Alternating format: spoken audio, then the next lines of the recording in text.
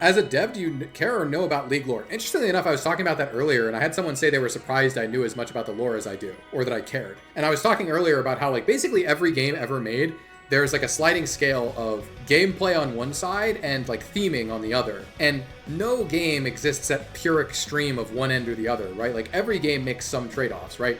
As an example, League is pretty far on the extreme of gameplay, but it still makes some concessions to theme, right? Conversely, you have a game like The Last of Us, which is very, very, very theme-driven, but it still makes some concessions to gameplay, right? And vice versa, right? So, I don't know, to me, being interested in the lore, like, I think is part of, or like, at least having some knowledge of it is useful to be, I think it's important to be a good designer on a game, is to understand the game's theming, right? So, I think that all designers kind of have to, if they want to work on champions especially, on League, have to have at least a rudimentary understanding of the theming of League.